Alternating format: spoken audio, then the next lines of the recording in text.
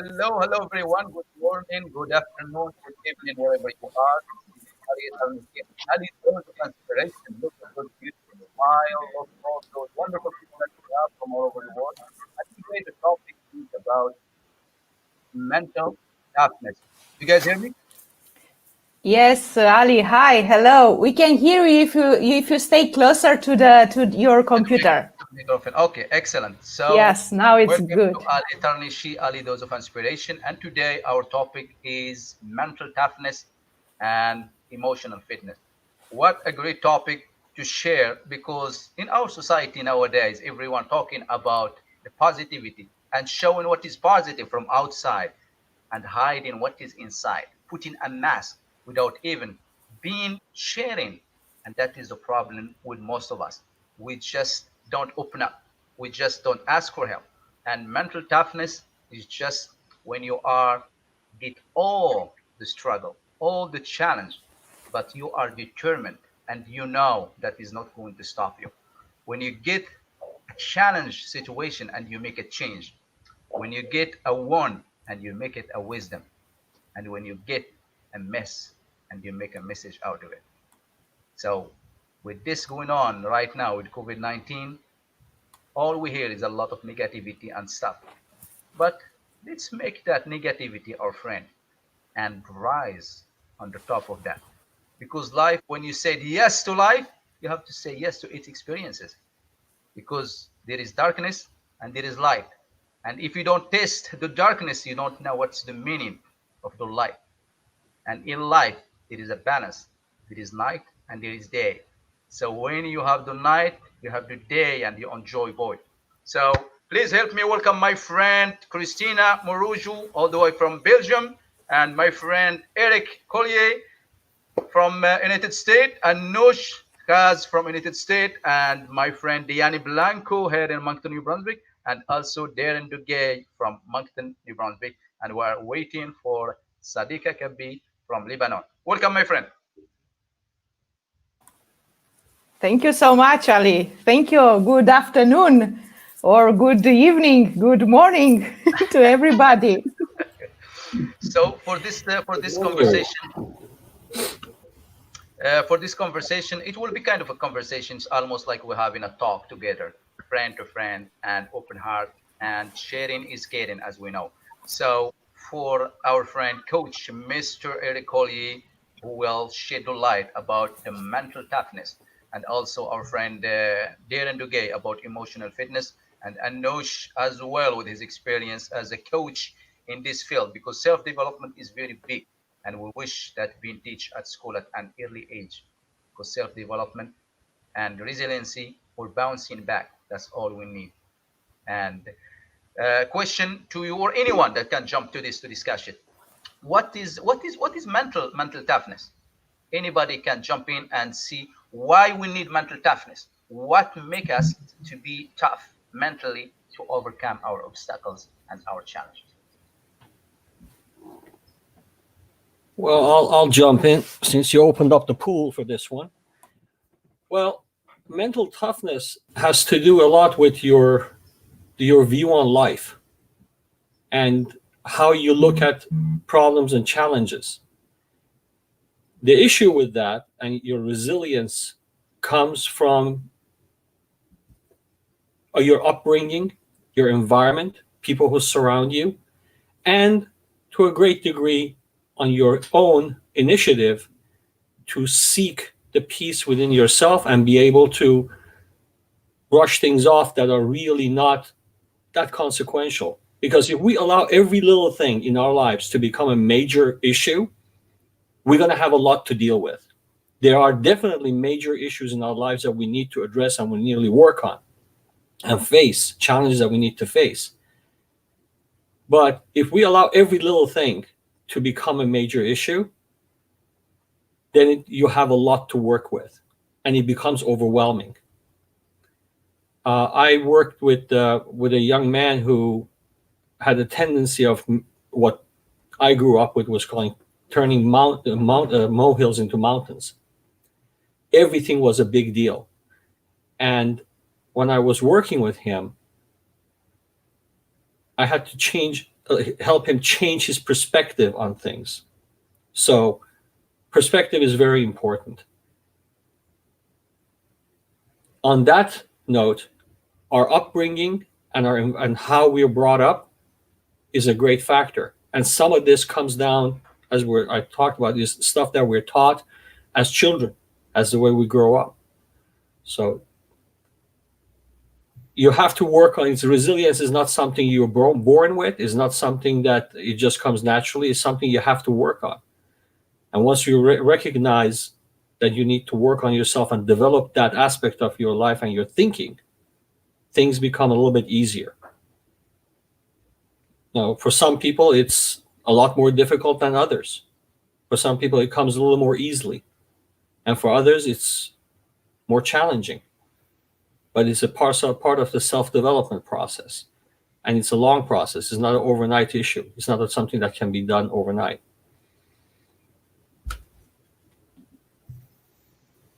I totally agree with you. And I can totally second that. I'm just going to share a little bit like what mental toughness is for me. And I think a lot of women can actually agree with this. If you're a mother, totally will agree with that. So I remember when I was 11 years old here in Shediac, I was going upstairs of the library with someone, and I saw this woman, and I was just looking at her this whole time. I was just like staring at her. I was like, there's something about her that I liked. And then suddenly I just see like two little fingers just wiggling. She had her baby just wrapped around, right? And I was just like, what is she doing, right? I was just like shocked. I was like, what is she doing? The baby's there? I didn't even know, right? And then she was sitting beside me after that, and she was breastfeeding her baby. And I just looked at her like, what is she doing? And I was like shocked. I was 11 years old. I was like, what is she doing? And then after a while, she shared with me why she was breastfeeding her baby. And then I was like, okay, well, I want to breastfeed my babies when I have kids. And then when I had kids, when it was time for breastfeeding, I was like, this is going to be easy. I'm just going to breastfeed and that's it, right? No. Waking up every 45 minutes, an hour, and the baby just want to breastfeed. Sometimes he doesn't even breastfeed. And then I was like, okay, like this is not easy at all. And at the end, like I was literally, I don't know, I was getting nervous about it, but I still have a lot of determination to breastfeed my kids. And that's where I actually found out that I have mental toughness. Waking up every 45 minutes for a baby, and then just like the energy that you give for breastfeeding. And it's not only just breastfeeding. I think it goes with business. If you're an entrepreneur, that sometimes it's hard and you feel like giving up every time. And that's where you develop mental toughness, and you have to work on it. It's not something that is just given to you, right? You have that determination in you, and you're like, okay, I'm not giving up. I'm just gonna continue, like going one day, then a week, then a month. And I remember I breastfed my oldest for 14 months. And I was like, everybody was, oh my God, this is amazing. How do you do it? I was like, I don't even know. I was like, I'm not giving up. I was like, I had this willpower inside of me.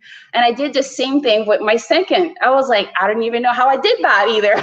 But that's how it happened. Like, you just don't give up. You have this willpower inside of you, and you're like, I'm not gonna give up. I know this is what I want. And I think that's how we develop mental toughness. Hey, Ali, thank you for having me. But for me, I agree with the two of them. Mental toughness is about getting a mindset that will allow you to get through it. And through it is adversity. I mean, you're going to go through so many different things in life. Life, we all know, is challenging, it's tough. And being able to create a mindset that is strong in being able to adapt, adjust, pivot, and move forward is important. I mean, when you look at what's going on today with the rise in domestic violence, you look at people getting laid off, people losing their homes, relationships are tough. You have to have the mental toughness to be able to get through that, be able to control your emotions and not lash out at the other person that's in the house with you, being able to control your emotions so that you continue to keep fighting, and no matter what. And that's important, because if you don't, then you're lost. And we end up turning to alcohol, drugs, depression, worry, anxiety. Those things tend to suck us in, and having a strong mindset keeps you from being going down that path. I like a quote by John Milton. He said, the mind in itself is its own place and can create a heaven of hell or hell of heaven. And if we allow ourselves to go down that path, we'll get lost. And so that mindset of being mentally tough, being able to withstand whatever comes your way is very important.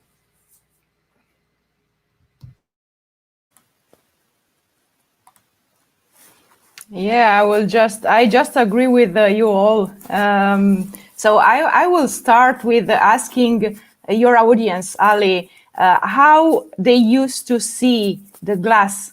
They used to see the glass half empty or half full. You see, because everything, it's a skill. And as Anouk said, you are able to educate yourself and to learn and grow and develop yourself so that you manage to see life with from another perspective, you see, because tough stuff happen in life anytime. Huh? Everybody has these challenges, obstacles. So depending on you, how you can see this obstacle, if you can see it like a challenge, if you can see it like, yeah, I can do it, no matter what, I can do it. And I just go over it, and I will learn and I will grow. I will find solutions. You see, in my experience, I mean, I just learned to always see the half full part of the glass, because, it was necessary. I was born in Romania during this communist period. So I had no choice but to witness my parents and grandparents' fears. They were afraid to speak. They were afraid to act because of these drastic rules imposed by the dictatorships. So I still remember when the water and the electricity was cut off several hours a day. And my family had to gather in one room to light a gas lamp or a candle. I still remember bread being portioned out. So you could buy only half of the bread per day. And you had this portion, so you couldn't buy more. And, you had to wake up at 5 a.m. To be able to buy 2 bottles of milk or 300 grams of cheese, or I don't know, a chicken. And sometimes it was my turn, because not every time would be my mom or my dad. Also the children should help the family to in this matter. And sometimes I queue for 2 hours, and it happened that the milk or the cheese or the chicken would finish just before me. Can you imagine? And then I had to go back home with nothing. So was very tough, these difficulties, and this, you learn from this. In life, people have these difficulties, and you learn how to overcome any obstacles, you see. But the let's say the positive part of this period I was growing was that it I developed like a strengthness. You see, I could see we are better than this. So yeah, tough things happen, but you have to learn to overcome your obstacles.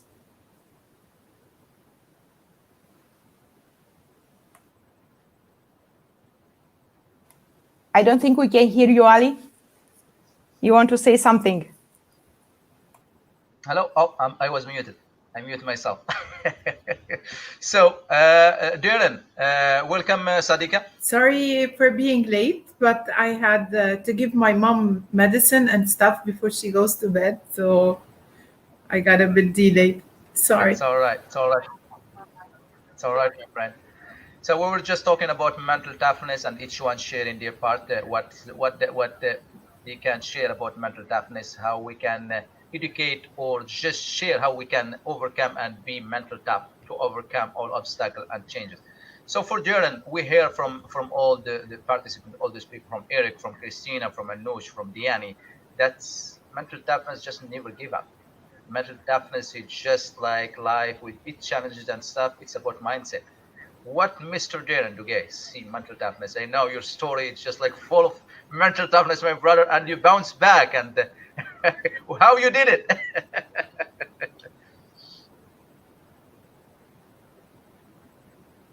Ali, first of all, I want to thank you for bringing everybody together today, and for the viewers who are actually connecting with the call today. And great to see all these smiling faces on the call this afternoon who have incredible stories. And I was very blessed to be able to be part of the event that took place on Saturday. What is mental toughness? You know what, Ali? That's a great question. I'm not sure if I can answer it with accuracy. However, I would invite the audience or anybody else on the call. What is mental toughness for me? Now, I navigated, survived, made it to age 46, and then discovered that there was a lot of different pieces missing from my equation. I heard, when I hear things like I had to go give medication to my mom before she goes to bed, for me, that's an example of mental toughness. There's some stuff that's going to go on within me to be strong to do that.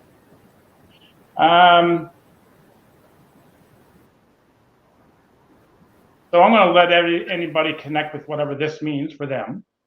I only kind of connected with this at the age of 45 when I came back from Afghanistan. And mental toughness was one of 4 key pieces in order for us to be tough. So it is definitely a part. It's definitely a piece. How did I do it? My goodness, Ali, I would have to say that I was very blessed and lucky to make it. It was about digging down. It was about never giving up. It was about connecting with, there's got to be some meaning with this. Being surrounded by incredible souls like those who are on the call today, and spirit. So what is mental toughness? Mental toughness for me is one part of a holistic model and equation to navigate the rough waters and the tough times.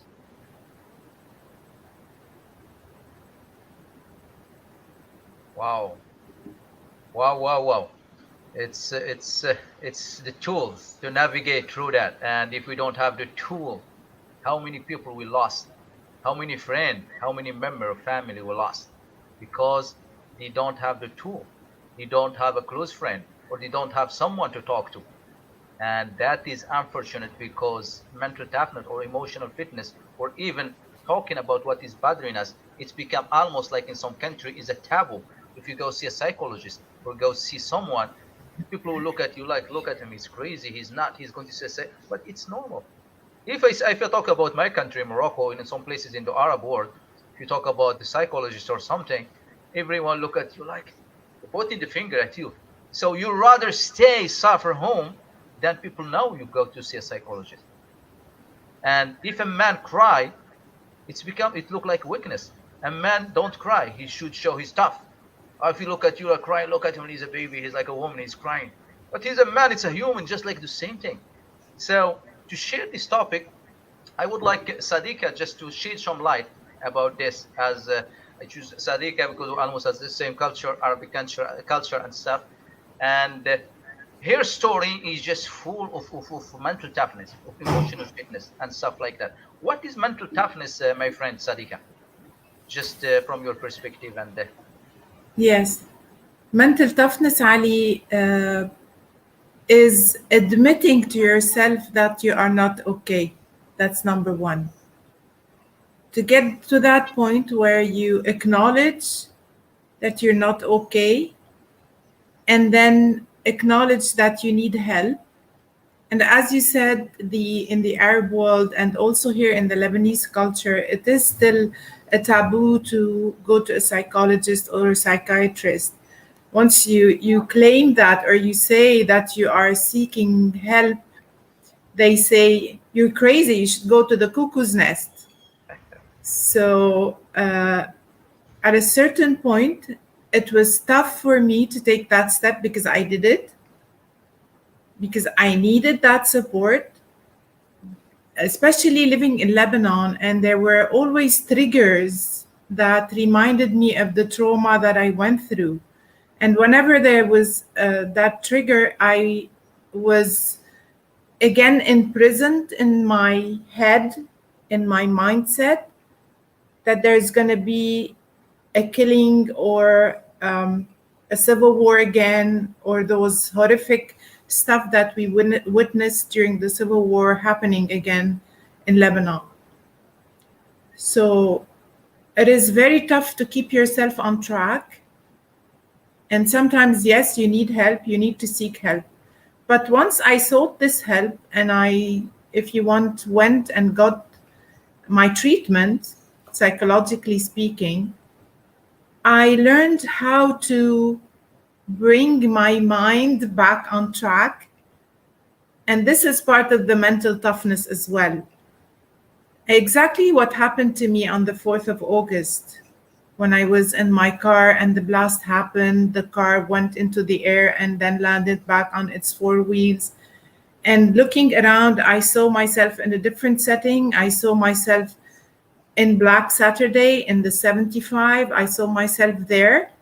And it was very hard mentally to bring back Sadiqa to 2020 and to bring back the image of Uncle George into my head in order to bring positivity and not negativity. So we fight with this every day. We're humans at the end of the day, and there are those ups and downs. And if I tell, even though I'm a coach, even though I'm a trainer, even though I studied NLP, meta coaching, all this stuff, I still fall. But the difference between me and other people is that I pick myself up quickly to go back on track. And I always compare life to our heartbeats. It's the same like heartbeats. There are those ups and downs, ups and downs. And if your heartbeat goes in a straight line, you're dead. So I always thank God that there are ups and downs in life, because this proves I'm alive and I'm handling whatever comes my way. Although it is tough, I'm handling this and handling it in a proper way. And the best solution to mental toughness, if you want, or emotional, whatever toughness you're going through, is serving others. I learned that service is the solution. It is the ultimate savior, if you want, for Sadiqa herself. Yeah. Amazing, amazing. I love it. What you finish with, like service to others, because it's amazing how sometimes we just help someone, or just imagine someone give you something, how happy you are. So imagine when you are doing that to someone, the smile or the happiness. And I'm talking Diani probably know how that feel for what she is doing, the Heart of Queen, for helping all those family or those single mother or those family that have nothing, and she is offering that to them. And that will bring me to the question that is, our society has become so obsessed with speaking positively and afraid to speak truthfully. Mm. I would like Anush to jump to this, if or anybody, just to give everyone a chance to speak. Uh, Everyone obsessed with positivity and they are afraid to speak truthfully. Well, Ali, I think what happens sometimes in the process, when we are faced with challenges and difficulties, and again in some cultures, and I was born in Iran. I lived there for 15 years of my life. My heritage is Armenian and Russian, and this all in that whole region is very much similar thinking process goes on. When somebody wasn't emotionally handling things well, most families trying to keep them indoors and just keep them away from people so it wouldn't bring any kind of embarrassment to the family. And this was for generations been going on. And sometimes when people are faced with that, they can't, when they want to protect themselves from emotional hurt from outside, we build walls. And these walls are to protect ourselves, emotional, mental walls to protect ourselves from outside pain. But the problem becomes there's two sides to a wall. When you keep somebody out, you're keeping yourself in. And you're limiting yourself being able to communicate and share with others. I remember I was probably about 7 years old when one of my father's friends, a very good friend, lost his mother. And we went to their home after the funeral, and he was weeping. This was a man probably in his 40s, 50s, and he was weeping. And I was brought up with that men don't cry. I was believing that. And I said to him, I said, why are you crying? Men don't cry. And he looked at me square in the face with his tears coming down his face and said, sometimes it's okay to cry. Men do cry. I'll never forget that. I never forget his face. I'll never forget that moment. I remember that. And yet, as I was growing up, that whole cultural taboo, if you will, was still present. It took me years to finally come to grasp with what he told me. I was 7 years old. But it took years for me to come into acceptance of that it's okay. Recently in our family, we have a couple of cats. We had a couple of cats, and my younger son grew up with these cats, and we lost both of them within a matter of months. They were older cats. They were 18, 19, and my son grew up never having lived a day without these cats being in his life. They were his friends, and to this day, he's having a hard time dealing with their loss. But every night, he talks to me about them. And he's facing that. Sometimes he cries, sometimes he doesn't. And that, as Sadiqa was saying, is emotional toughness.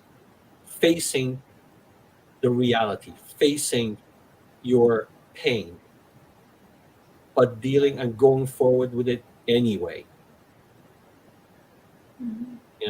Now why are we sometimes we're not dealing with it is because, again, we put up these walls. We tend to say, we're going to put off a tough face and we're not going to deal with it. Sometimes because the pain is too much to deal with it, and if you don't have proper guidance as somebody to help you, like Sadiqa sought help and she dealt with it, if people around you are not supportive,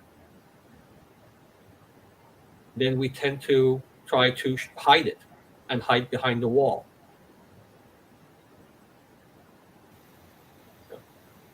Those walls, the cultural walls of this mental health need to be torn down. I had a cousin who passed away last week at about probably her early ages, probably about 20, after she graduated college. She had a mental breakdown and she never recovered from it.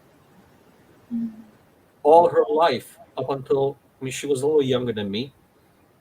She was in mental institutions and trying to get, but never recovered because the trauma that she suffered as a teenager was never really dealt with. And when she came into her 20s, the pressure of college and having to do well and all that stuff, eventually it just broke her. And that happens a lot in the society today. It was probably about 3 or 4 months ago. I walked out the door. I was walking to the local store, and I saw a man across the street. He was ranting and raving, and profanity coming out of his mouth left and right. And I'm thinking he's on the phone. He's mad at somebody, because I have one of these little devices I put in my phone, and nobody knows if I'm on the phone. And the closer I got, I noticed he didn't have a phone. He was just ranting and swearing up and down. Obviously, he was facing some sort of a challenge. And there's a lot of people like that. And that's where we have, I see a lot of it, and I say, we don't have a gun problem, we don't have a drug problem. The first thing that we have is a mental health issue problem in the world, not just in America. Yeah, and I think, Anoush, you're talking about chemical imbalances. And to me, that's a different level. That's a different level playing field for me. That's being able to control those things. That's a higher level for me. For me, on the personal level, with being able to control your mindset and be able to work through things, faith is really strong. You know, you have to have a lot of faith, and I think it's been touched on by many. But if you don't have the faith and belief that you'll be able to get through things, the faith and belief that there are certain things that you can control and those other things that you can't control, that you got to let them go, it's going to be tough to get through anything in life. I mean, like everybody said, we go through so many different things, but you have to have something in your core that says, hey, I need to take control of what I can control. I need to take a look at how I'm responding. How I'm responding is very important because I determine whether or not I'm going to sit in it or if I'm going to get up and get out of it. And so I've got to take a look at how I'm controlling, how I'm operating through those processes. If I don't have a way to deal with it, if I don't have an understanding of who I am, why I'm here, and what my purpose is in life, it makes it very difficult and challenging. That's why most people give up. And I think we have to take a look at not only how we're responding, but we have to take a look at the fact that the problems we have today, I couldn't handle them with the mindset that I had yesterday. The problems I have tomorrow, I'm going to have to step my game up a little bit more. Every problem, it may seem the same, it may seem like the same problem, but it's a different mindset that takes you past that. You have to develop a process, like I said, to be able to take yourself to the next level. And that's what it is. Every problem that you pick is more of an opportunity. The more you stare at it, you find the opportunity in it to come out, to get better, to get stronger. And so that's the way you look at it. And so when you look at it as a woe is me thing and you want to complain to everybody, that's where you find yourself stuck. That's where you find yourself miserable and depressed and just wallowing in self-pity. If you have to understand that if you keep pushing, only you can get you out of it. Some people will help. There are people out there who can help you. There are people who will let you just vent and get it out. I'm one of them. I don't mind you venting to me that you have a problem. My question to you is, what are you going to do next? That's key. Are you going to keep talking to me every day about the same problem over and over again? Or are you going to take control and responsibility for yourself? That's the key. When you take responsibility for yourself and address the fact that most of our problems, we put ourselves there financially, the relationships, right? Those connections, businesses are businesses, the attitudes and behaviors we incorporate. We put ourselves there most of the time. But it's our job to figure that out. That's all I have to say. It's a developmental and learning process. Oh, definitely. I agree with you. To this day, like you said, I fall every day. That's the part of the process. You're going to make mistakes. I'm not perfect. I consider myself under construction, and that's just the way I see it for the rest of my life. Thank you, Eric. Thank you, Anush. Just for the audience, if you have any question or anything or any suggestion, just throw it there for the comment. And I see someone, Joe Baptist, he mentioned that I would like to hear these two subjects discussed independently of each other. Having said that, we take it when we can get it. Both are excellent subject matter. Who raised his hand? What? Can I add something? Sure, Sadika, go ahead. Concerning falling, that's so true. Everybody falls down, but there is a difference that some people, when they fall down, they just get up immediately and they want to continue. So when you get up immediately without you reflecting on your mess, you fall again very quickly. So what I learned is that when you fall, you don't shove your mess under the carpet. You stay down there, you reflect upon that mess, and you ask yourselves all these questions. Why did this happen? You do your analysis. Of course, you don't stay there forever. Once you understand what happened and what got you to fall, then you stand up again and you move forward. So you won't repeat the same, I don't want to call it mistake, you won't repeat the same action if you want that led you there. But definitely you're going to move a few steps and you're going to fall again. It's again like the heartbeats. I love that comparison. Amazing. And this is I totally agree with Sadiqa. I just wanted to say something about that because it's really interesting because everybody knows here who's Anne-Marie Colette is. So she's my life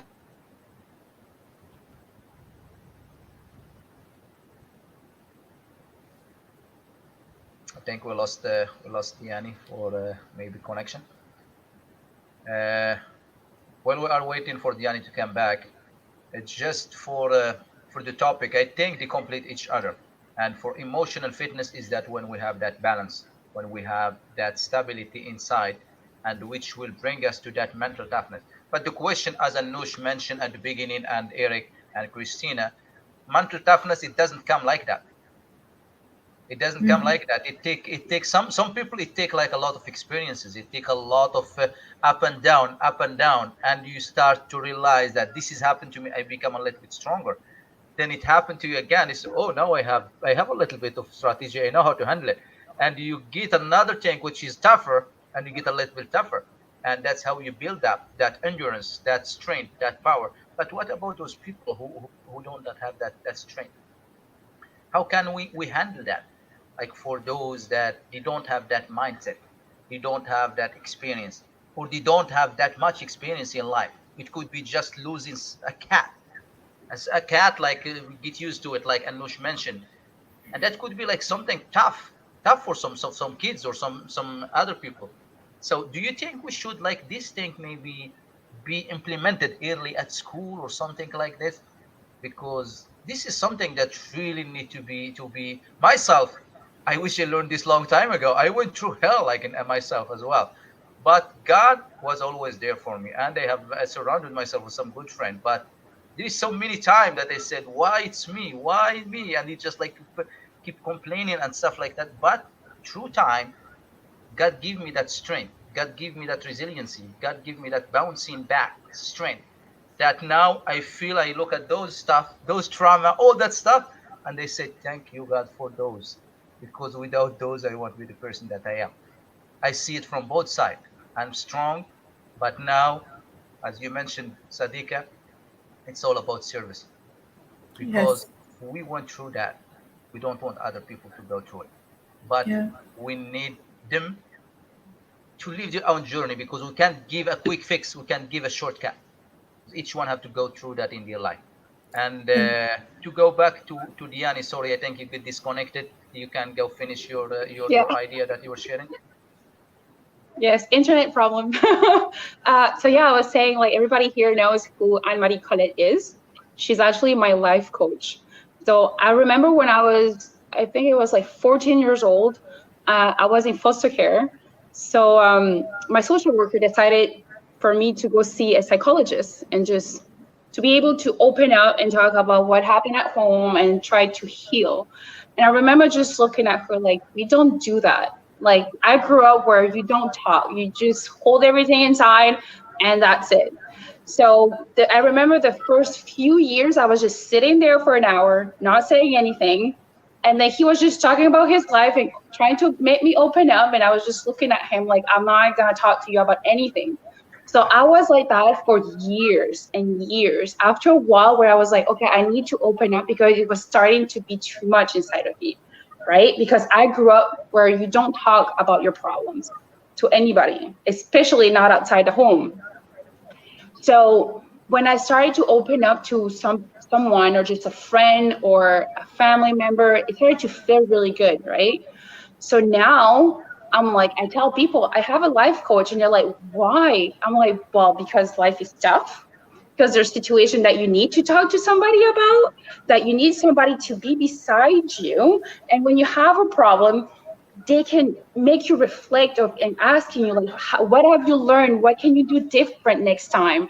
And Marie does that for me, and I love talking to her. And right after that, I'm like, I'm ready to go, right? But before that, I feel down a little bit. I feel like there's something wrong, and I even tell her like, with all honesty, what's going on. And then she helps me one step at a time with everything that I'm saying. She works with me. And I agree with you, Ali. I think they should have that at school. And I try to teach that to my oldest. Like when he's having a problem, when there's a situation, I try to like helping and guide him to open up, right? And it's really hard for kids to do that. And as an adult now that I'm doing it, it feels amazing. But I totally agree. They should teach that in school, like from a really young age. Thank you, Diani. Hi.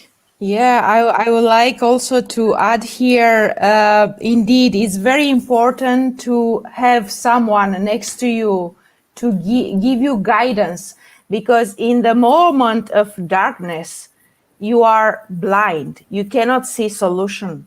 So it's very important to have someone next to you to take you by the hand and just show you just a little bit of light, you know. So I remember like 6 years ago, I had another tough situation to face, and this was like a relative of mine. She was diagnosed with a very rare disease. So we went to France, and I had to go with her because I had to translate what doctors was about to tell her. So when I heard the diagnostic, myself, I was shocked, and I said, how am I going to translate her this? You know, me, that it's not my situation. And I felt like moved, and like a tough object coming to me, and punching in your face. And I said, how am I going to translate to her all this, because they were like saying that the situation is bad. You need to get to the idea that is not much life anymore, So I just said, listen, I'm not going to translate this, because I will make her even weaker. So I decided, hope is like being able to see the light despite all the darkness, as Damon Toto said. So I wanted to give her that hope. So I translated something else. So I gave her some kind of hope. So we went home, we were chatting in the car, and I was just encouraging her. I was keeping encouraging her. And I said to myself, let's go and find other doctor's opinion, and don't just get stuck in just one opinion. So it's very, as Sadika and Diane said, it's very important to have someone next to you to show you something else, to show you that little hope so that you can go forward. So yeah, I mean, and now my relative, she's having like a therapist, like a coach, so helping to deal with this, even if her disease is on a physical one, but she needs to maintain her mental, tough. So of course she needs someone next to her, a professional person. So I really agree with Sadika and with Diane. Yes, indeed, you need someone next to you to give you that strength, to encourage you to always like see something positive into any bad situation. Yes.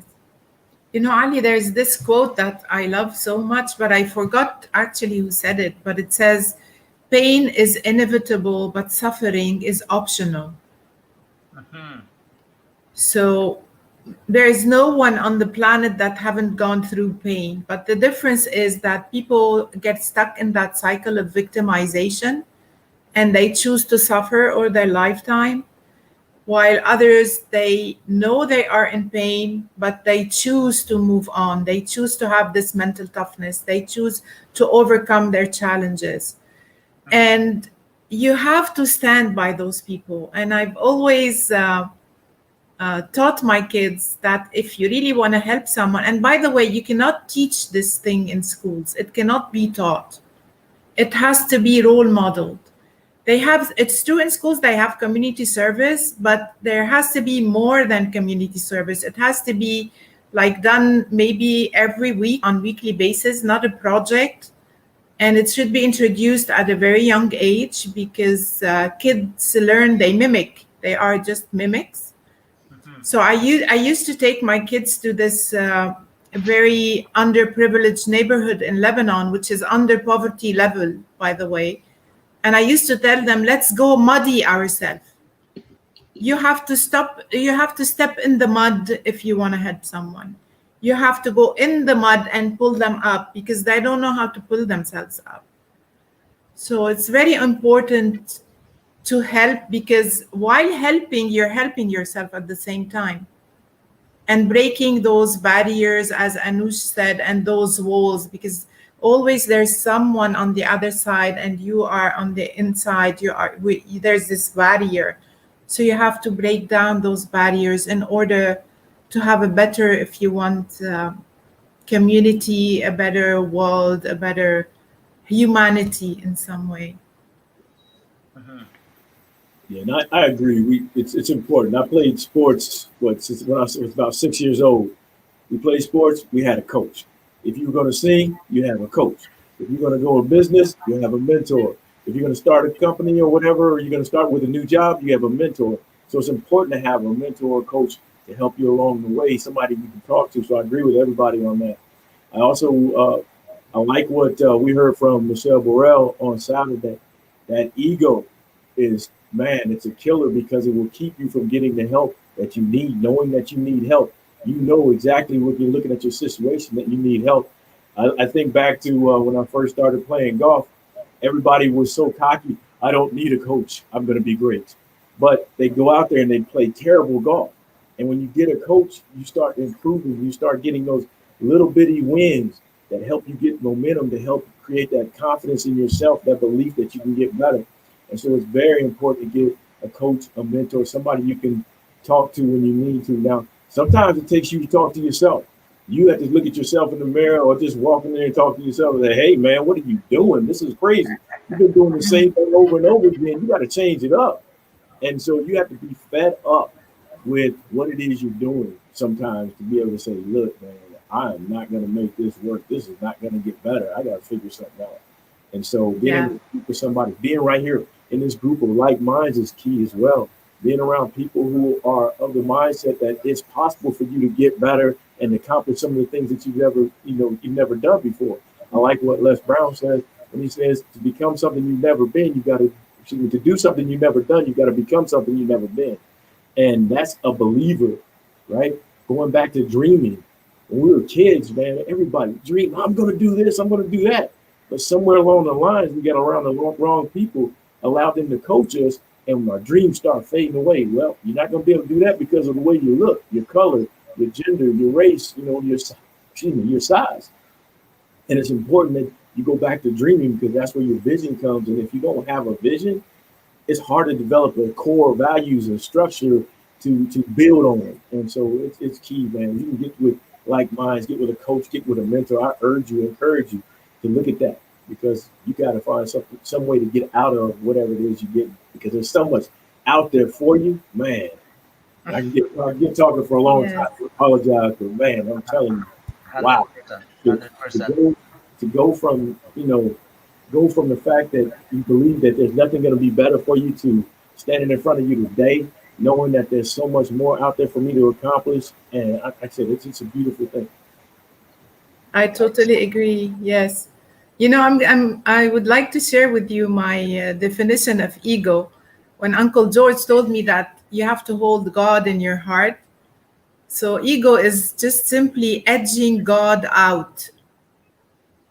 So when you edge God out, there's this ego that takes place it takes place in your heart. It fills it instead of God filling it inside. Yeah. Aging God out. That's amazing. I love it, Sadiqa. I just Yeah. would like to go back to Eric and what he mentioned, and also Diani. Like we hear mostly a lot about like a coach and all that, but mostly like for mental toughness, it's mostly associated with like sport or with business, with entrepreneur and stuff. So for those big players like Messi and Lionel Messi or Cristiano Ronaldo and all those big players, you see them like they are not doing very good, and you see them like they will get back. So they have a coach that will guide them, and they get back and become stronger. But for us as for personal to use like a coach for mental or for other stuff to get Yeah. us to where we need to be, that's need to be like you don't have to wait till you are in sport or you are playing soccer or you are playing football and you need a coach to guide you to hit that goal. But as mental toughness, You need someone that know you better than more than you know yourself.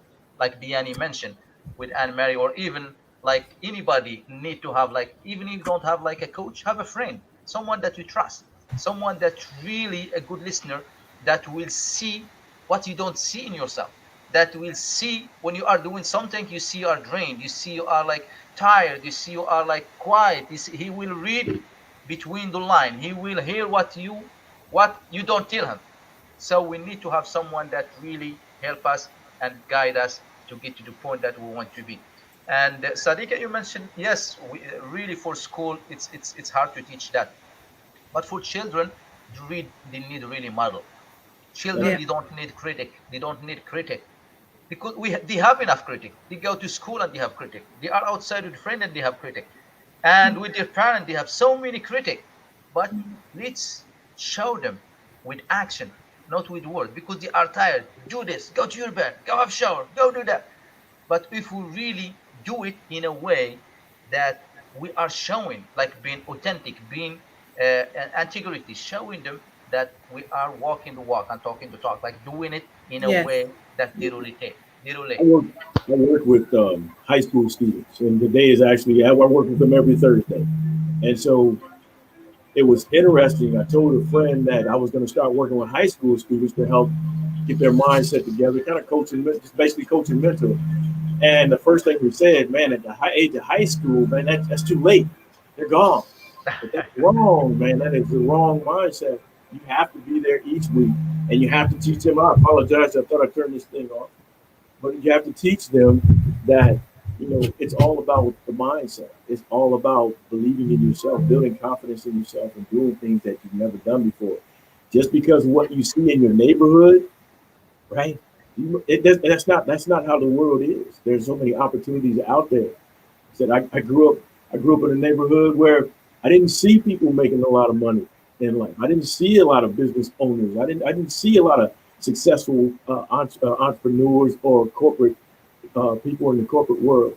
And so when I got to this area here in the DC, Maryland area, and I started seeing a neighborhood that looked like me, that changed the whole perspective on things and what I can accomplish in life. And then when I started hanging around individuals who were accomplishing things that didn't look like me, that were accepting me and my mindset and the way that I saw things, that changed the perspective as well. So you have to introduce them to that world to be able to help get them to see that it's happening. And I think Sadiqa said it. Sadiqa, I'm sorry, I apologize. Sadiqa said it. You have to put them in that environment. It's key, showing them. Just like I would like to share something. Like I agree actually. Some of the audience share something. Let's just see what the message here. Can you guys see it? No, it's too big. It's say in many school system there are pioneer educator and pioneer program that offer student opportunity to talk, share. With this said, new programs are always in demand. It is important to remember that the education system are not the family system. Therefore, from birth, children are encouraged to speak their truth and emotion or not. Start at the base of the pyramid. Start at home. Wow. Thanks, Michelle Gallant, for sharing that. Michelle Richard, that's amazing point. Yeah, and I think that's I just wanted to share, like, I really agree with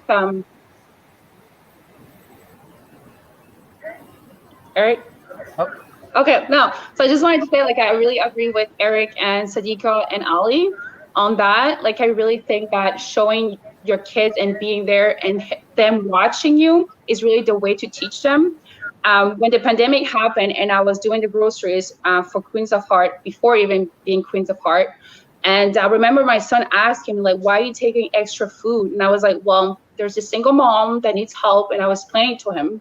And it just kept going like that. And then Queens of Heart, we started Queens of Heart. And then they're always with me, right? I always bring my kids with me to do the groceries, to pack the food with me, and to do the deliveries. And after a while, Elijah was loving it. He was like, Mom, he was literally taking over, if you want. He was like, Mom, can I do the lunches for the little friends? And I was like, sure. So we went to do the groceries, and he would pick like what the little friends needed for the lunches for school. So I think I agree with you guys. You need to show them and they're gonna follow you if they see that it's Yeah. right. And my kids, like, they're right there, they see it, they're with me, they hear the parents like saying thank you, they hear the kids excitement, they're really like hands on.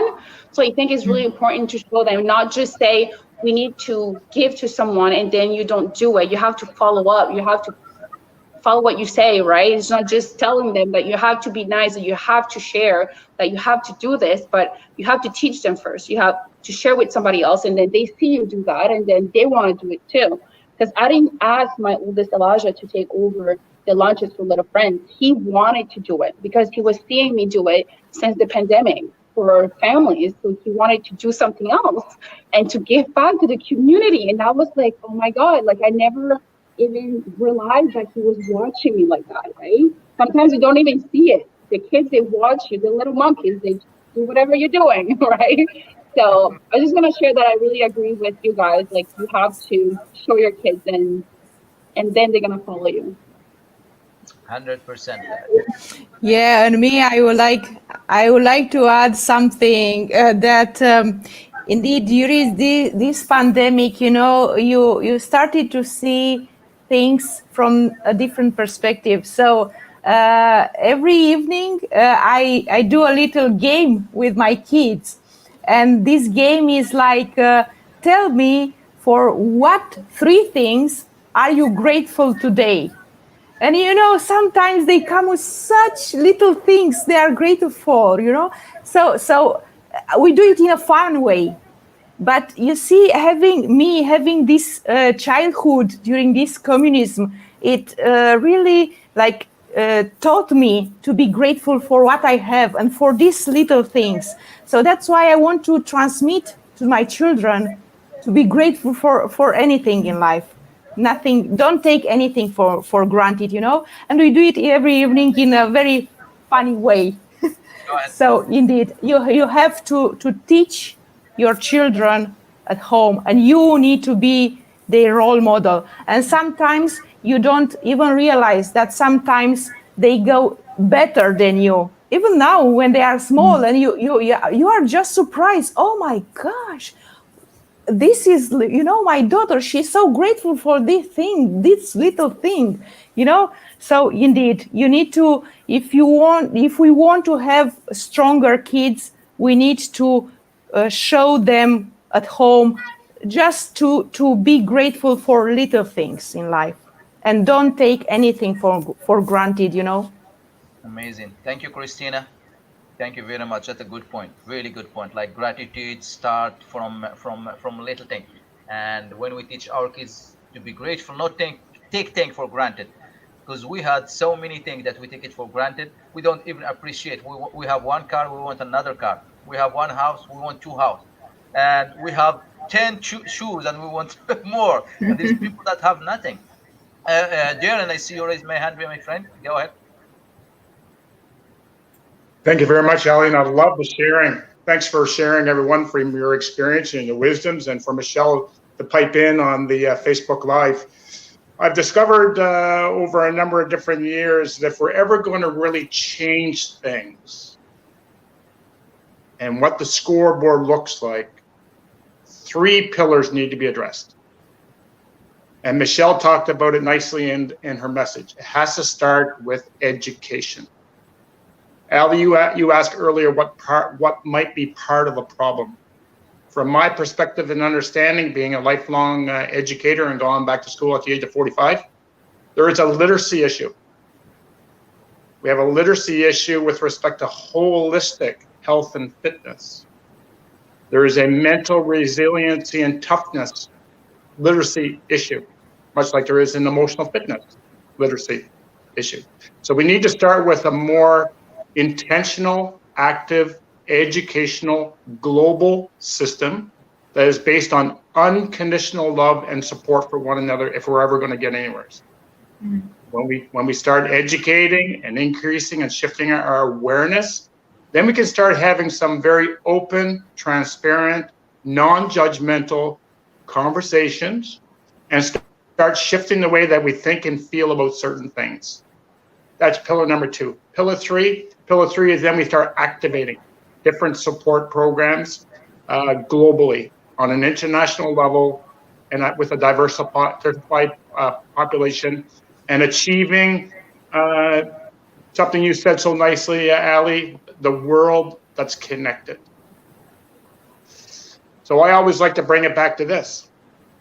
And I never learned this until 45 years of age, when it was almost too late. I was conditioned and programmed to think that physical fitness and mental fitness is going to get me there. Well, that actually almost cost my life in 2011. So when I turned around and dropped the rucksack and start looking at what sort of beliefs and stuff I was carrying, I recognized, and a lot of people have touched on this on Saturday, the spiritual component, the emotional component, the physical component, and the mental component. All four we must have holistically. If we take one of these segments out with any sort of external pressure, what's going to happen with this circle? It's going to collapse. And that's what happens to the humanity and population in general. And the importance of being socially connected. And I don't buy that COVID-19 and pandemic is the issue regarding social connection. We're socially connecting today. We need to support one another unconditionally with lots of love as a family, which I feel I'm belonging to a family at the present moment. And being educated about different perspectives. I think the other thing I learned, Ali, through my time, probably one of the biggest eye openers at the age of 45, when I recognized that what I was teaching my kids was wrong. My programming system was faulty. My granddaughter at the age of 6 months today was born this year, obviously. She is one of my greatest teachers. Mm-hmm. So is my 80-year-old mom. They're my greatest teachers. All I need to do is be able to listen. Yeah. That's a few comments, Ellie. I'm into that. Like myself, my son, he's 8 years old, and I'm learning from him every day, honestly, God. And I remember a few years ago, I was like just chasing like that hamster that chasing money, and I was putting so many hours at work. And my son, I think he was like not even 4 years old. And I remember we were going to do ice cream, do one by Staple, facing Chateau Moncton, for the guys who live in Moncton. And it was nice Saturday afternoon, and we went to do ATM to get the money. I parked the car at Staple, and they went to do ATM to get the money, and they was holding $20 in my hand. And I won't forget this. My son looked at me and he said, "Daddy, there is some people." He wasn't saying that towards me, but I feel God was talking through him, to me through him. He said, "Dad, there is some people that all they worry about is money. They have no time for their family. They have no time for their kids." Just like this. And it's just like a big slap in my face. Like I just looked at that $20. I looked at him and I said, I was ready to let go of that $20 just with that little missus. And they went and they sit with him. We had ice cream. I get so emotional but just by talking about that.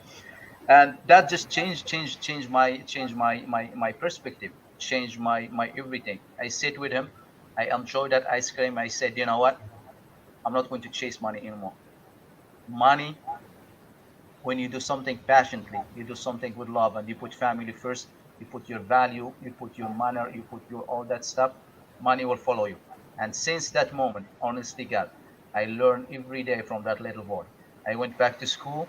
I start to be a better dad, start to be a better citizen, a better husband, and I'm growing every day. And he noticed it. Dad, he said, "Dad, you changed. You changed. We spending time. We have quality time." He call it quality time. We are doing good stuff. So it's all about connection, and connection first with ourselves, connection first with our family, connection first with our kids before we go far, because it starts, as Michelle said, from home. Then it go to our friend, then go to the community, then go further globally. But we have to be intentional. We have to be spiritually connected, and if we do something, we do it from heart, and we don't expect anything back. Because if we expect something back, that become business.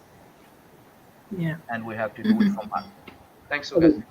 I think too, Ali, you got to look at how you approach it. how you approach people is important as well. Because if I'm going through something, you can't come talk to me, and you definitely can't come talk to me with any statistics and all the other stuff. You need to find a way to calm me down to get my mind right because I'm ticked off. I'm upset. I'm not eating. I don't have any clothes. I don't have any money. I need you to calm me down, right? So I think our approach is key on that. So being able to talk with them and not to them is very important as well. Because if you can't get me to think, I'm not even hearing you. And we all know you can come with the best intentions, the best information, but once I leave the house, I'm gonna do what I want to do. So you have to be able to touch my heart, touch my mind, to be able to get me. And so being able to talk with me and not to me or not at me is key. Thank you. Just as everyone was talking, I was remembering a few things, and I was taking some notes here. Maybe backtracking a little bit, but we were talking about how back in my past culture and in some of the cultures around the world is still needing asking for help or going for a therapist or what have you still looked down upon. I think there's a fundamental need for people to understand, and that's just globally, that our brains are nothing more than biological computers, in a way, not completely. And basically laughing, and I explained this to a few people when I had a couple of conversations, that the same way that if your computer has a virus, you call a technician to tune it up, to clean it out, to get the bugs out of it, to make it run properly. If you do that, or if your car starts having a problem, you go to a mechanic to tune it up, change the oil, change the spark plugs. What makes you think your brain doesn't need that? And what's important is also finding the right mechanic for your car, finding the right technician for your computer, and finding the right mechanic for this up here. There are certain things obviously you can do yourself. I mean, if my car, burns a light bulb in my brake light, I can replace that. But if it needs a serious tune-up in the engine, I'm not going to do that. That'll be equivalent if I need a brain surgery, operating on myself. That's crazy.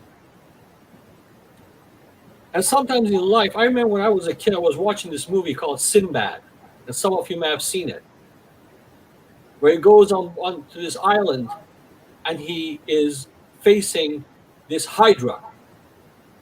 Every time he cut off one head, another one will pop out. Sometimes in life, it's like you're facing a hydra. You put one fire out, another pops up. You cut one head off, another one shows up. And part of mental toughness is accepting that that's life. It's going to happen. The same way that Sinbad was on a journey, and eventually he got some relief along the line, but he was facing a lot of adversities in his journey. And this life is a journey. And we face a lot of those similar situations sometimes. And this life is relentless. Challenges in life are relentless. And if you want to survive it, you have to be relentless. And that, again, is a learning process. It's something that's learned. We're talking about children. Children, when they are young and they are born, they don't know anything but love. They don't know hate. They don't know discrimination. They don't know racism. They don't know any of that stuff. That's all learned. And if we can just nurture and continue on letting them retain that part of that innocence and understanding of the love, that's a place to start. But also we're talking about how do you get stronger at mental toughness. And I remember Tariq, right? They were telling him you can't do it. You're only 40K, 80K, whatever his weight was. but he trained. He worked at it. It's a work in progress. It's through conditioning. The same way we condition our bodies, we need to condition our minds. And I was talking about going to why is it that, we were talking about the therapist and so on. I remember the movie back in 1988, Crocodile Dundee, Part 2. And there's a party they're talking, and they introduce him to a psychiatrist. He says, "What's a psychiatrist?" Well, that's where people go to talk about their problems. How do you do it? And he says, "Well, we go in there and talk to Mick, and Mick tells everybody in town about your problems, and everybody talks about it, and it's and the problem gets solved because it's out in the open." I gotta tell you, I watched that movie not too long ago. I said, "Man, I'd like to go and live on his place." All these people, everybody in town, they help each other, they understand each other. So some of these things, we need to definitely look back at what has been going on, and some of the stuff that's going on in our lives and our kids, what they face, is a lot of it is what's been taught and handed down from generation to generation. Some of the your challenges that the kids face today, it's not because they were just born into it. It was things that they learned. And kids can get, because of their conditioning, kids can get really mean, and it's not their fault. It goes back to education, goes back to family, goes back to home, and doing some of the things that Biani was doing with her kids, teaching them about compassion and helping. And talking about, Sadiqa was talking about, going and serving others, which is amazing because when you go and look at what somebody else is going through, sometimes your challenges are not that bad. What some other people are going in there. And Darren has been doing what I've been saying for a long time. Now I'm going to exercise that. So we have 2 ears and one mouth. We should use it respectively. So I'm going to keep my mouth shut and listen to Darren. He's been really quiet this whole time.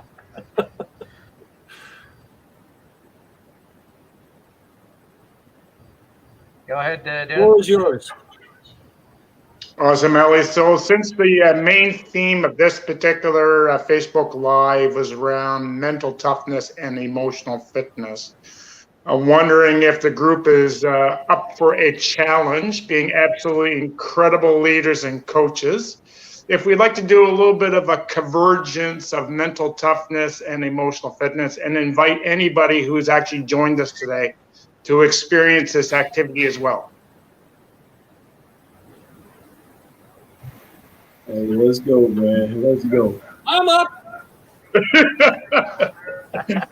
Let's go, man. How we doing for how much time do I got, Ellie? we have about 40 minutes. 40. We got about 14 minutes? 40 minutes. Awesome. Thank you so much. So first of all, Anush, thank you so very much for flipping the ball over on this side. That's great. And it's great again that everybody anxiously put their hands up in the air and says, "Put me in, coach." Yes. So what I'm going to invite you to do is everybody to grab a piece of paper and pen. Piece of paper and a writing instrument. And anybody who's actually connected to Facebook Live today, to grab a piece of paper and pen. And Ali, thank you very much for this opportunity.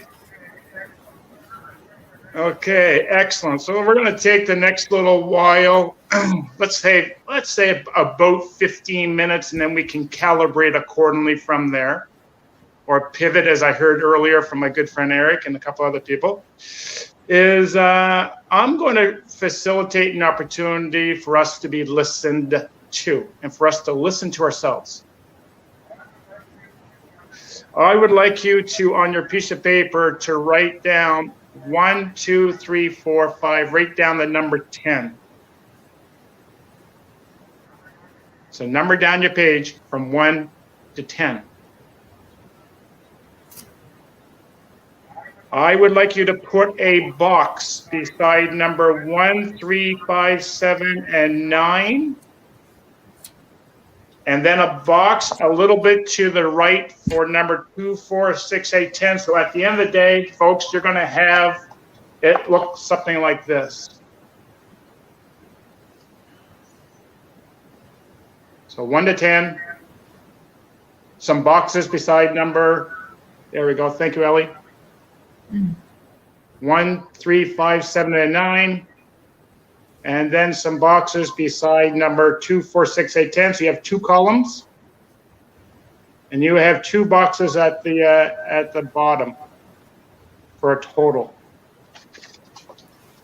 And what we'll do, if it's okay with you, Ellie, we'll actually take a picture of this and we'll upload it to your Facebook Live, my friend, as an image after the call. So anybody who hasn't been able to extract it will get a chance to look at this. So I'm going to ask you some questions. You know what we're going to call this? We're going to call this a scale. I've heard sports a couple times. We'll look at that scoreboard. How are we doing, coach?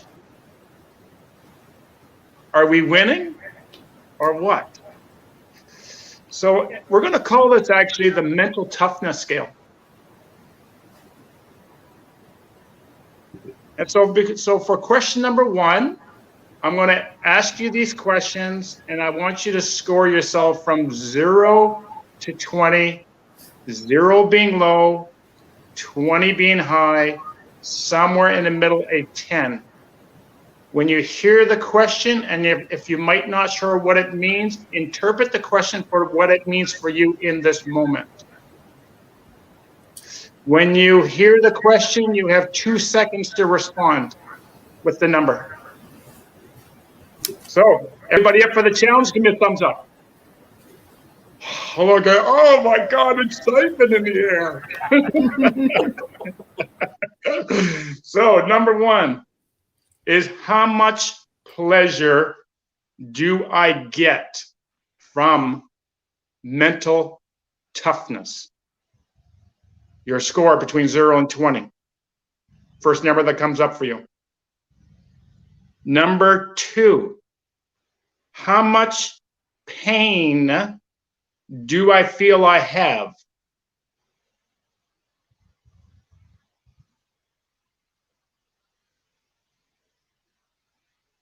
Number 3, how much purpose do I have in my mental toughness?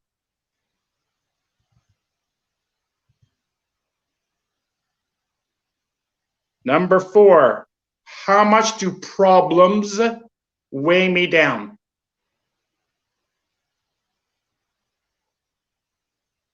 Number 5, how much do I feel I'm in the right place?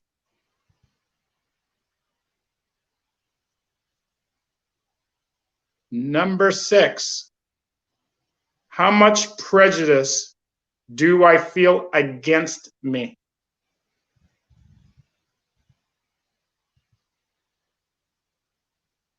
Number 7, how much power do I feel I have?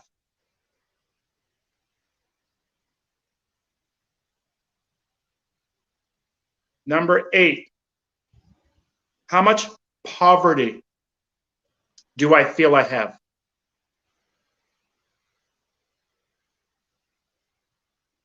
Number 9, how much peace of mind do I feel I have?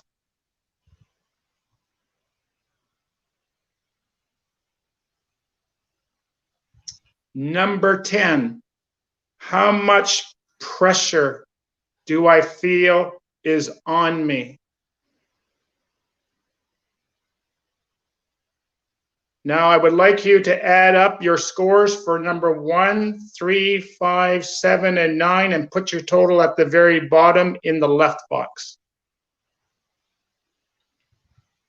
Take your scores for number 2, 4, 6, 8, 10, take a total and put it at the bottom to the right. So you have your total scores.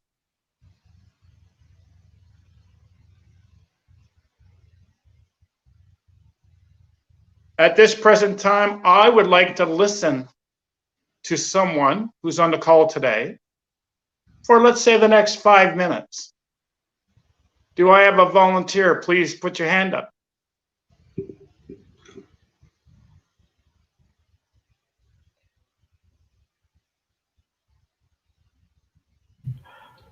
Particularly especially if it's a coach who's working in the mental toughness area.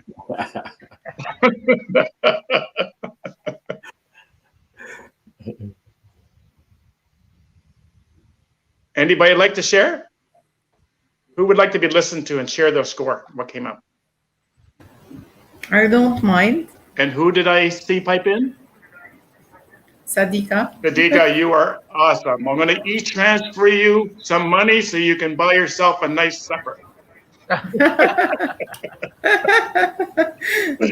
Sadika, thank you very much for volunteering. We'll take the next 5 minutes. So I'm just going to listen to you for 5 minutes. And I'd invite you to share at the bottom what your total scores were. Okay, so the first column, I had 81. And the second one, 75. 81, 75? Yes. Sadika, can you share a little bit about what that score means for you? Well, I noticed that the more I'm mentally challenged, or the mental tougher scale, as you called it, the more pleasure and the more pain I have. They go along almost together. And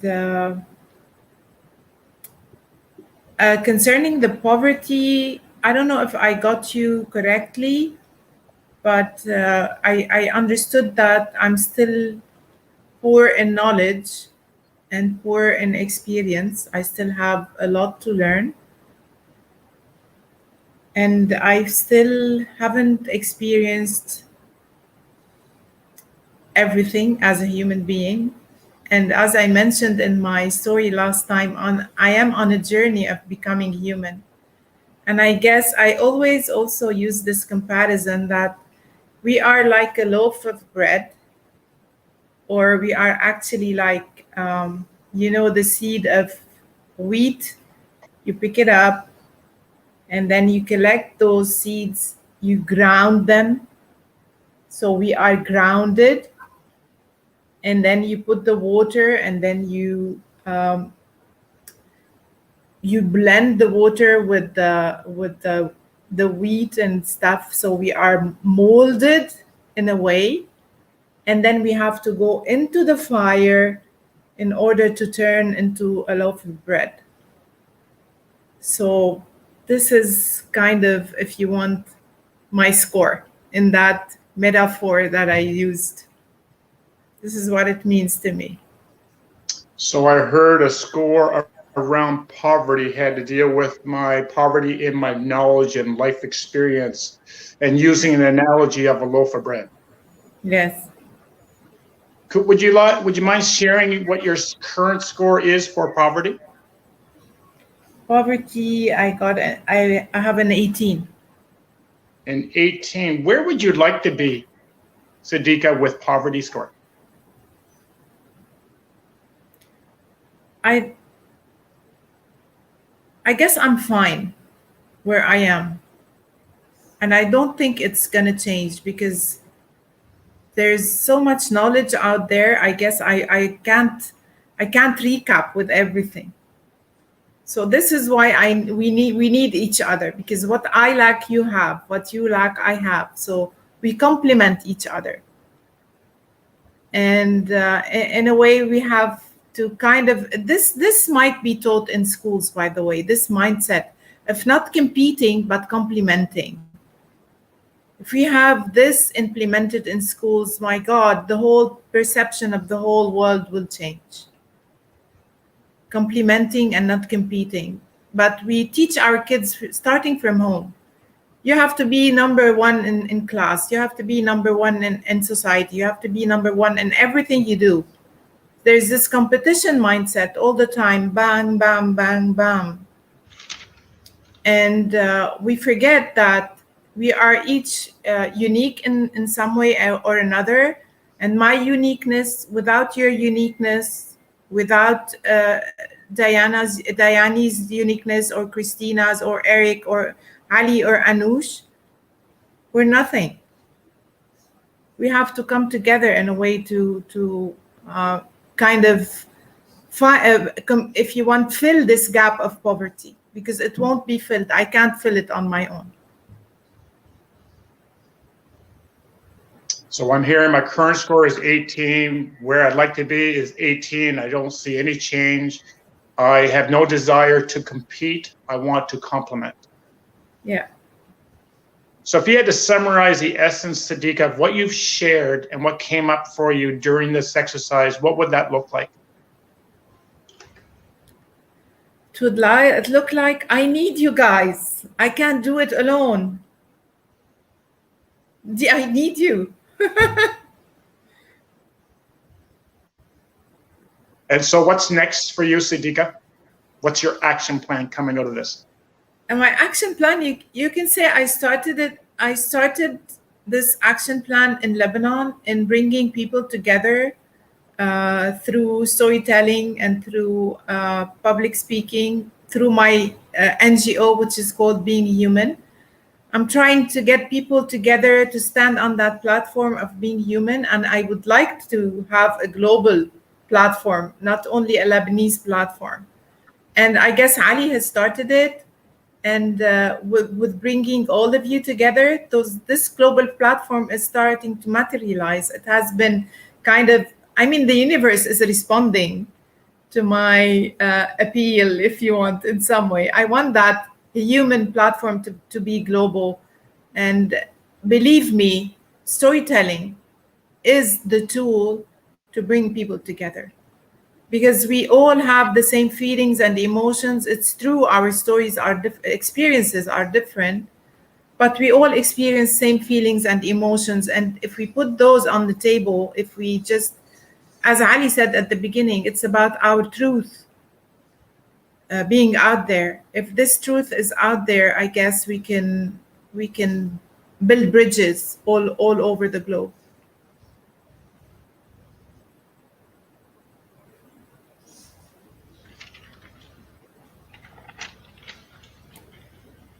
So yes, that's,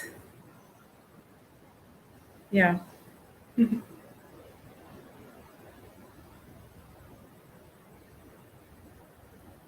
Oh, Okay, we lost Darren, I guess. Darren have a problem with connection. But Diani, I see her raise her hand. Go ahead, Diani. You have something to say? No? Okay. I really like what Sadiqa said, like my journey to humanity. Beautiful, beautiful said, like journey to humanity. It seems like we lost our humanity by competing against each other, by just, I am better than you. I want to push. I want this. I want to show. I can do whatever so I look better than you. Let's all start complementing each other. Let's all start by supporting each other. Because if we start that even at school, like Sadiqa could be good at math, Diani could be good at geography, and Anush could be good at cooking. Eric could be good at something. So that is their talent. Each one have their talent. And if I don't compliment Eric for what he's good at, he will feel bad. And Eric doesn't compliment Christina what she is good at. She will feel bad. So we compete each other, but we don't recognize our differences. We don't recognize our talent. And if I'm good at something and you compliment me at it, I will thrive. I will be good at that. The same thing for Diani. If she's good at geography or something, she will be happy and she will explain to us and share her talent in that. So this is complementing, but not competing. No, I want to be better than Diani. No, she shouldn't do that. She shouldn't be good at that. And we start like getting mad just by ourselves. And we take that with us from school, home, and just having that thought, oh, Diani, I should like do something to be better than her. So I really like that journey to humanity. Well, I agree with you. I get it, not competing with people to be or to have what they have. However, I've competed all my life.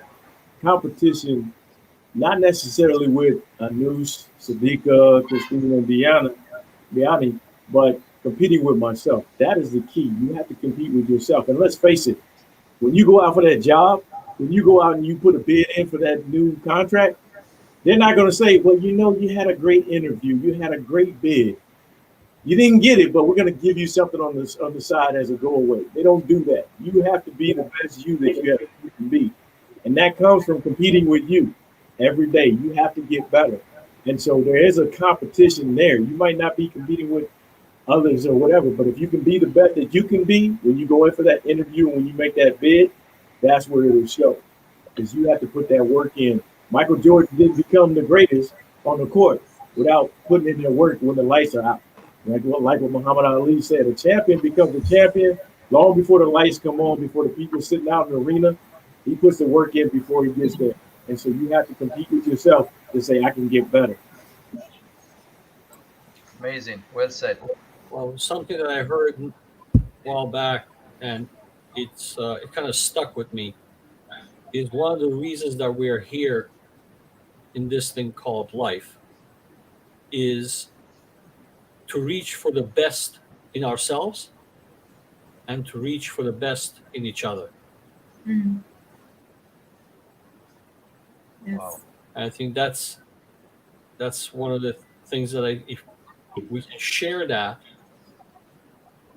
and get more people to understand that and come to understanding on that, that by itself is going to be a major accomplishment. Yeah. Because we all come from diverse. It's like they say in French, they say in French, donner à César ce qui appartient à César, like give to Caesar what belongs to Caesar type of thing. So meaning that to just be grateful for somebody that has and just compliment them and be aware, like, okay, you're doing something great, and just be there for that person because it belongs to them, right? And one thing is, like, again, I agree with you guys, but I do believe that jealousy is something that it's inside of you, but then when you realize and you're aware of it, and then you can actually be happy for somebody else. Because if you're not happy with yourself, if you're not literally always competing to be a better self, then you're not going to be happy for somebody else. You're always going to look at somebody else's life and envy them until you're ready for yourself. You see yourself, you're aware of, sorry, my language, your bullshit if you want, and you're aware of everything around you, and you focus on yourself. You focus always on yourself. Like, that's something that I've learned is like, okay, for myself at the beginning as a mother, and with everything that happened to me in my journey, I remember growing up being jealous and envying everybody around me. Like, I was walking somewhere and saw a mother with her daughter. I was like, oh, I wish I was her, right? And then until now, I'm just happy for everybody around me. Doesn't matter who it is. If you have a beautiful family and you have your parents and you have your grandparents, I don't envy that anymore. I'm just happy that you have it. I'm aware that I didn't have it growing up, but then now I want everybody to be happy. I want to give that. I want to compliment, like, I'm happy for you. I want everybody to be happy around me and not be hurt or miserable or whatever. But yeah, you need to be more aware of yourself. But again, like, you cannot be happy for somebody else. And competing with somebody, it's good, but you should always compete with yourself. You know something, Diani, there's always this, also, it starts at home again.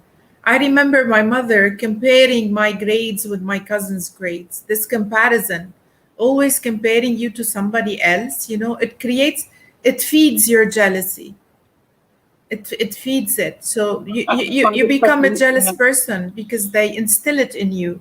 But we're not born like that. We are born a blank page.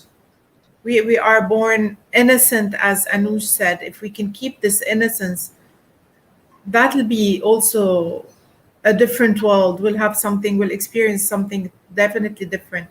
And the only person you should compare yourself to is the person you were yesterday to the person you are today. But unfortunately, it's also an upbringing and a mindset. And this should be also implemented in schools. This kind of, if you want, teaching, or this kind of mindset. Amazing.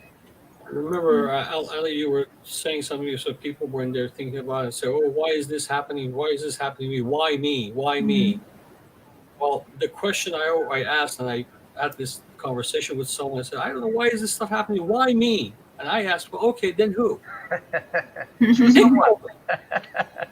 Pick someone that it should happen to you. If it's not happening to you, pick someone that it should happen to. They're going to think of one. Because in our core, we don't enjoy seeing other people in pain. We may not want the pain. You know, it's kind of like a game of a hot potato.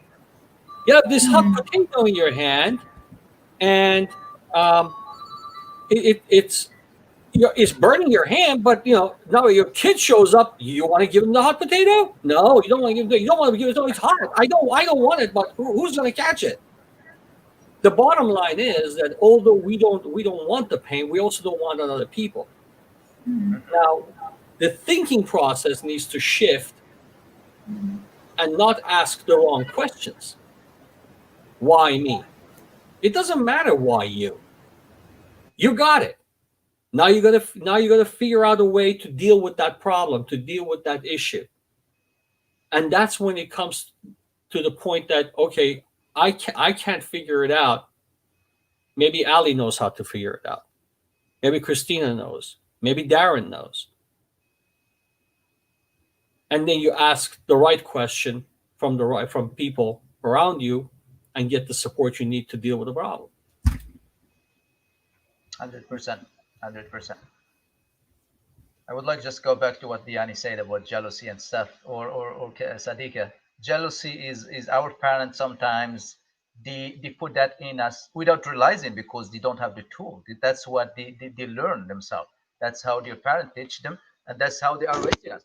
Like, you have to be good at this, you have to be the best at school, you have to do this. But that's normal. That's the fatherhood or the motherhood. You want the best for your children. And they remember, as a father, once I was in the library with my son, and they see he was playing with the tablet at the library. There was another kid, and he came and he wanted the tablet, and he took it from him. And they were just looking at him and said, take it back, take it back. It's just like, as a father, take, like, and they didn't even think about it. And he came to me, my son, he said, Daddy, I don't want to hurt his feeling.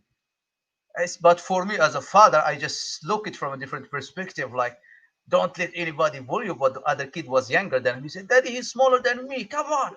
Then I realized that, come on, man. So it is about perspective. It's about, sometimes we get stuck to our ego, that you want your kids or yourself to be better than someone else. But we don't realize it's not about competition. It's about humanity. That little gist from my son taught me to see things from different.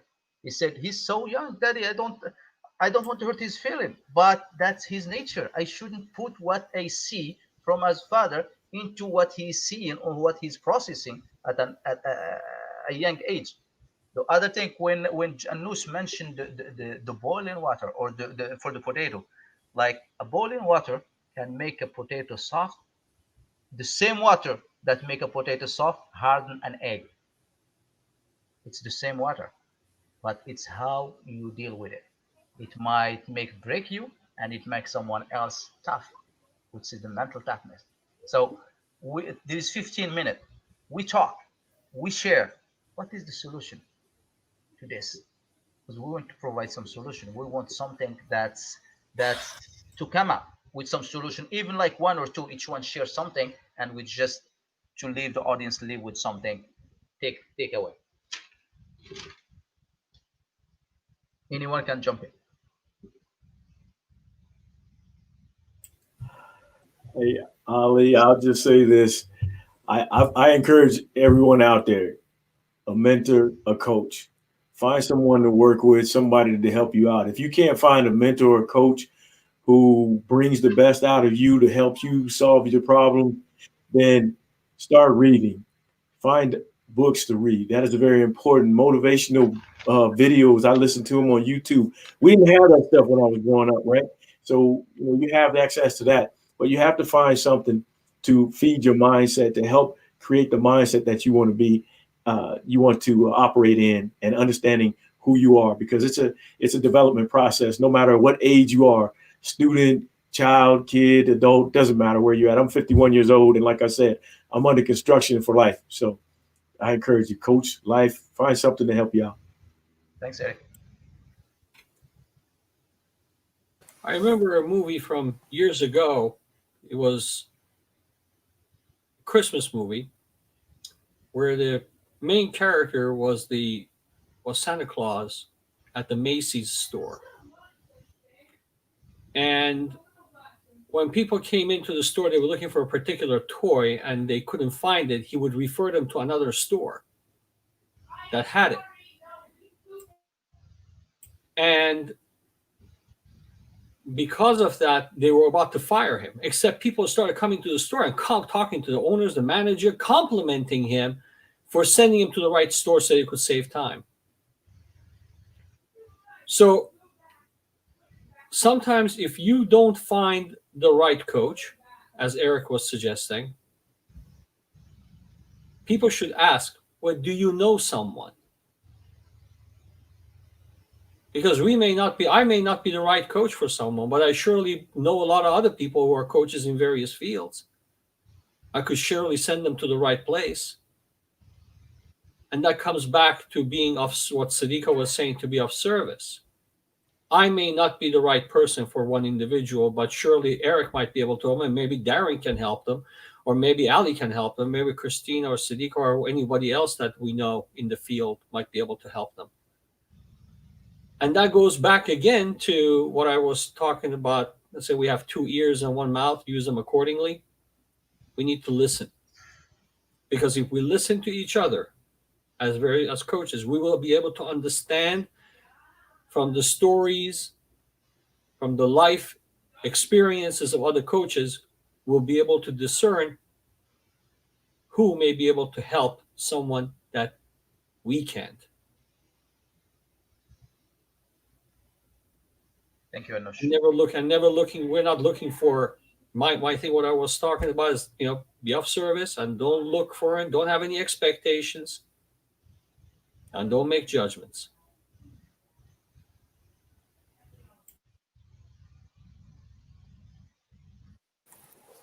Yes, I can jump in now. So I exactly as Eric said, read. If you don't have money to have a coach or a therapist or something, read for yourself and don't stop. And it's like learn to like the learning. You know what I mean? Second, bring this attitude of gratitude in your life every day, no matter what, no matter how small. And at the first sight, an important thing is just only by being grateful for that small thing, you will bring in your life this awareness that even little things are important. And the great is made by a sum of little things put together.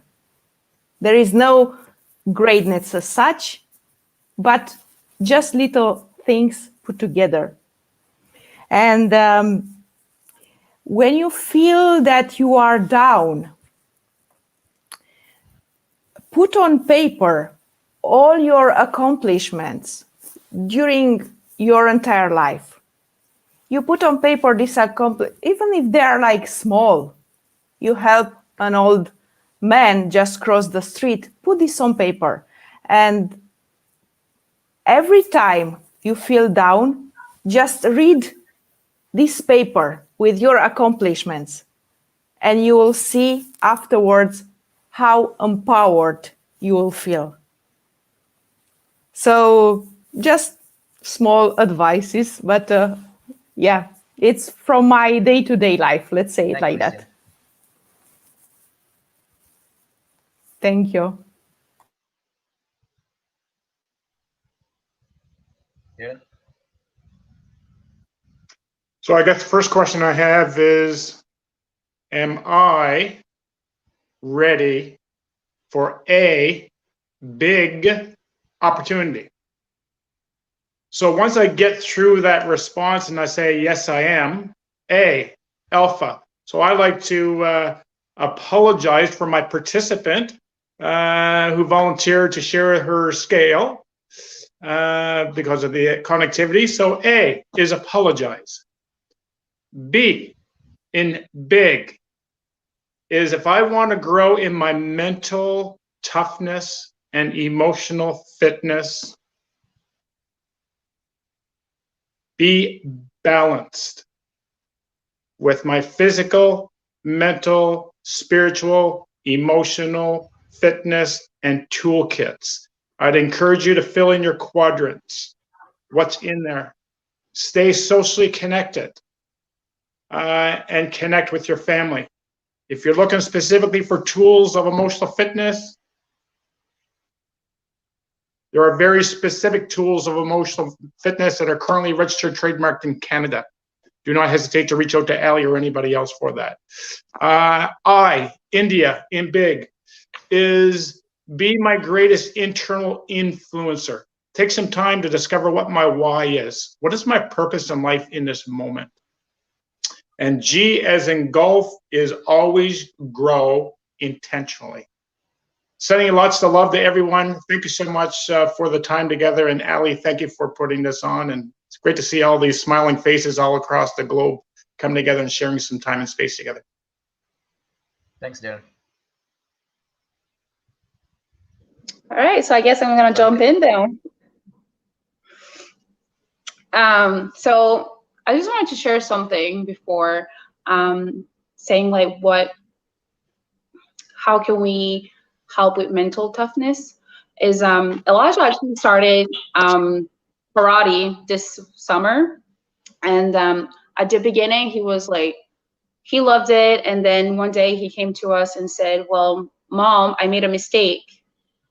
And I remember just Dave looking at him and saying, it's okay, you need to make mistakes to be able to do good, right? You need to make mistakes every time so you can learn. And he looked at Elijah and said, one thing I'm going to tell you, and just listen to me, okay? He says, don't take your eyes off your sensei. Always look at your sensei. Always follow what he's doing, the way he's acting, what he's saying. Never take your eyes off of him. Until this day, that kid watches his sensei move everywhere he goes. So, and I think that's amazing. But the thing that I've learned when he said, you need to make mistakes to be able to learn, right? And Elijah, he was like always worried about what he was doing, the way he was acting, if he was doing it the right way. And that's when I say like, and now for Elijah, his sensei, the most amazing person ever, right? He's literally Elijah's coach, right? He follows him. He tells him when he redirects him when he's doing a mistake. And now Elijah, his mindset is, I go home, he trains, he follows his sensei, he asks questions when he doesn't know, and he looks around him. And I think that's a way of like teaching our kids at a really young age to change his mindset. At the beginning, he wasn't believing in himself. And now he's so confident. And if he does a mistake, he's like, it's okay. I'm just going to learn how to do it next time, right? Or it's okay. My sensei is going to teach me next time. And again, it's like we all said, he's teaching our kids at home to change their mindset, to have the willpower to go forward, to continue fighting for something that they want. And I think that's the only way we can actually help our kids, is really to let them learn, let them make mistakes, and find a teacher, find a leader that can help them go through what they're going through. So I think for Elijah, he found a place where he can look up to somebody that is not only Mom, or that's not Dave or somebody else or family member. It's his sensei. For him, he's everything. So I think the only way we can actually teach our kids is by letting them find somebody else that they can just turn to and they can learn from that person. Thank you for having me today, Hallie. I really appreciate that. Thank you. I'm going to jump in then. Well, when my kids were very, very young, I have 4, and they were allowed to do anything at home. They were free to do anything, draw on the walls, draw on the floor, wash the carpets, do anything they felt like. But there was one thing that was sacred for me, and that was books. And I told them, whenever I see you ripping off books, you're going to have it. And one day I woke up 6 in the morning, they were ripping books, and they were doing those, kind of flying rockets and throwing those over the balcony. I didn't say anything. The youngest was 4 and the eldest was 13. I put them in the car and I took them to that underprivileged area in Tripoli, North Lebanon. I didn't say one word. I went from one house to the other and then went back home.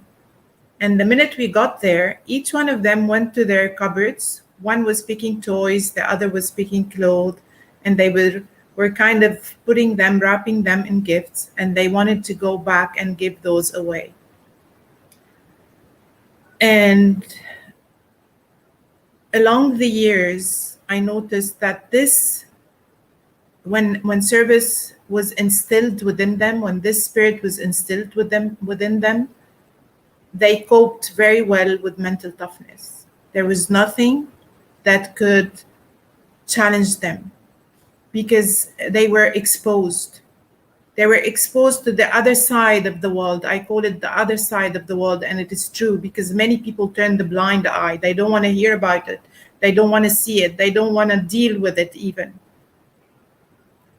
And I advise each and everyone, whether you're hearing me now or you will hear me later, please instill this serving heart into your kids, and you will spare yourselves much trouble and you will spare your kids much trouble. It really, this lifestyle has helped them a lot. I cannot remember any of my kids asking for a pair of socks. I can't remember this. I had to check if they needed anything. None of them asked for a car. None of them asked for a cell phone. They did this. They got whatever they wanted to get when they worked, when they got their own money. And even later, I started hearing from people. I did my master's at the same time when my son was doing his BA at the university, and he graduated a year before I did. The next term I went to pay my fees, there was this guy behind the cashier. He told me, "How is Abdelkader Kamaruddin related to you?" I told him, "He's my son." And he goes like, "I'm sure you don't know what he did." And I was like, "Oh my God, definitely he did something offensive or whatever." And there it was. He said, "Your son worked at the university, plus his pocket money, he taught an underprivileged person, and they graduated together last year. And I didn't know about it. And this other person was from a different religion. Also, please don't put your kids in boxes. It's true I'm a Muslim, but I pray in church. I pray in synagogues. I pray in temples. And I take my kids. Wherever I go, they go. I have no limits. And I have even, you can call me spiritual and not give me a title of a certain religion. And by the way, the word Muslim means to kind of give in to God's will. And this is what I am, giving in to God's will. I carry the name and the meaning of the name. Unfortunately, they managed to pull us away from the essence of things. So please stick to the essence, and this is how you can keep your mental health also and your emotional health. Thank you so much, Ali, for this opportunity. thank you all for being here. And I'm really so happy with the ball starting to roll. Thank you very much, Thank you, Ali. Sadiqa. Thank you, everyone. What I'm hearing, amazing stuff. That's for solution for this beautiful audience. It's balance. I hear balance. I hear let your children do mistake and learn from it. I hear also that grow intentionally. I hear also like be there for service and don't expect anything. I hear gratitude. I hear let your kids make mistake. And let me tell you this, and from experience, when you try to force your kids to do something, or you try to tell them something in a tone of voice that they don't like, they are going to do it anyway. And they will look at you and they look at you and they do it. What are you going to do about it? So let them do it with respect, like talk with their intelligence. And this is just to take away for mental toughness. Like if you want to be strong at this field, like you have to focus on emotional stability, perspective, readiness for change, detachment, detachment from your ego, detachment from your position, detachment from different things, strength under stress, preparation for challenge, focus, the right attitude toward setback. But when you have the right attitude, nothing will stop you. And when you have the bad attitude, any good thing won't help you. But when you have the good attitude, any bad thing, you will find solution for it. Who would work with someone with a bad attitude? Bad attitude is just like a flat tire, it will get you nowhere. So let's all focus on mental toughness one day at a time and focus on the balance and bring that emotional fitness to meet that mental toughness to bring a life balance connected. Thank you very much, everyone. I appreciate your time. I appreciate your wisdom. And until then, have a wonderful day. Thank Take you. care. Everybody. I appreciate it. Thanks for the opportunity. Thank you. Thank you, so much. Ali. Thank Thank you, you. guys. Thank you so Bye-bye. much. Thank Thank you you. for connecting us. Thank you. Bye, Good everybody. night. Good night. Good night.